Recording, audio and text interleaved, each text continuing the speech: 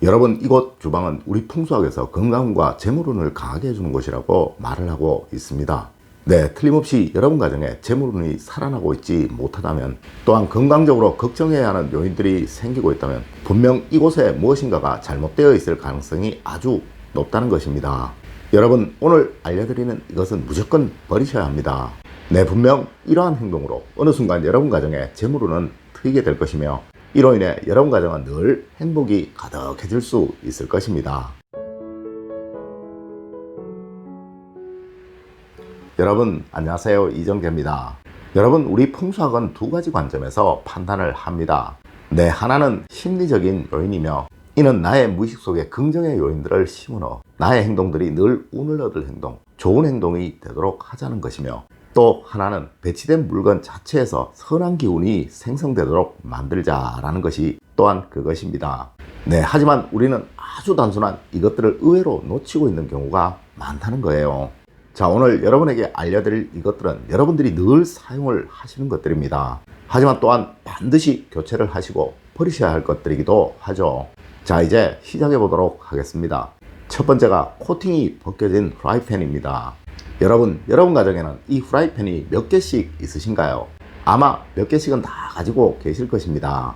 그럼 그 중에서 너무 오래되어서 코팅이 벗겨진 프라이팬이 혹시 있지는 않으신가요? 사실 대부분의 주부분들이 이것이 좋지 않다는 것은 다들 알고 계시면서 지금껏 아까워서 버리지 못하고 있는 것들 있으시죠? 네, 그러시다면 이번 기회에 미련 없이 버리시도록 하십시오.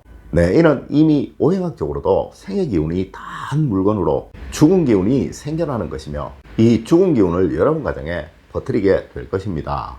물론 건강학적으로도 이 벗겨진 코팅 사이로 또 얇아진 틈 사이로 보이지 않는 유해 성분들이 나와서 이 모든 것들이 여러분들의 입속으로 들어가고 있다는 그 사실 여러분들 명심하여 주셨으면 합니다. 두 번째가 다 닳아버린 나무 주걱이나 나무 숟가락들입니다. 여러분 가정에서는 혹시 어떤 수저를 사용하시나요? 물론 대부분 금속 수저를 사용하시겠죠. 하지만 음식 맛을 보기 위해서 또 밥을 퍼기 위해서 나무 수저나 나무 주걱을 사용하시기도 하시죠. 네, 이것들이 구입한 지 오래돼서 코팅이 벗겨졌거나 나무에 색이 바랬다면 버려야 할 1순위입니다. 물론 이건 역시 여러분 가정에 죽은 기운을 퍼뜨리는 주범이기도 하지만요, 오래 사용한 목기나 나무 수저 등에 젖은 음식이 닿게 된다면 세균이나 곰팡이들이 번식할 수 있다는 것이죠. 또한 이것들이 잘 마르지 않는 경우에 곰팡이가 번식할 수도 있습니다. 오래된 것들, 그 속은 잘 안 마르죠. 네, 늘 이것들은 바짝 말려서 사용을 하시고 오래된 것이라면 새 것으로 교체를 하십시오. 세 번째가 설거지용 스펀지입니다. 요즘은 주부분들의 편리함을 위해서 설거지용 티슈가 일회용으로 나오기도 하더라고요.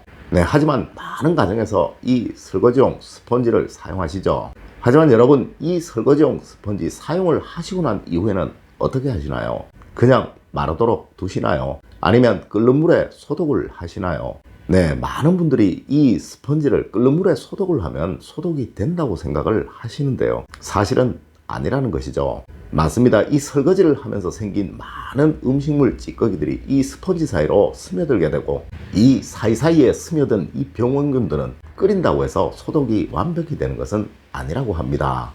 여러분, 가능하면 마른 행주를 사용하시되 2, 3일에 한 번씩 끓여주시는 것이 좋으시고요, 혹시 육류를 조리하실 때는 일회용 티슈를 사용하시는 것이 좋다는 것입니다. 물론 이 스펀지를 사용하시고 계시다면 자주 교체를 하고 새 것을 사용하셔야겠죠. 네 번째가 오랫동안 사용한 양은 냄비입니다. 여러분, 우리 라면 끓여 먹을 때 양은 냄비 많이 사용하죠. 네, 금방 끓으니까 말이에요. 하지만 이 양은 냄비는 웬만큼 사용을 하셨다면 버리시는 것이 좋다는 것입니다. 왜 그러냐고요? 네, 오랫동안 사용한 이 양은 냄비는 산화 알루미늄 피박이 벗겨져서 이 사이로 알루미늄 성분이 나오게 된다고 합니다. 네, 이는 중금속으로 인체에는 아주 해로운 것이죠. 여러분이 드시는 그 얼큰한 라면 국물 속에 중금속 물질이 들어있다면 아마 이것을 드시는 분은 없으실 것입니다. 다섯 번째가 오래된 플라스틱 용기들입니다. 사실 요즘 주부분들 이 플라스틱 용기 많이들 사용을 하시죠. 시국인지라 배달 음식도 많이들 시켜 드시고 말이에요. 하지만 여러분, 저는 절대로 이 플라스틱 용기를 사용하지 않습니다. 네, 플라스틱 용기에 음식이 담겨져 와도 새로운 그릇에 옮겨 담아서 그 음식을 먹는다는 거예요. 여러분도 좀 불편은 하시겠지만 꼭 이렇게 하십시오. 왜 그러냐고요? 네, 이는 풍수학적으로 오늘 제가 알려드리는 것 중에서 가장 해로운 것입니다.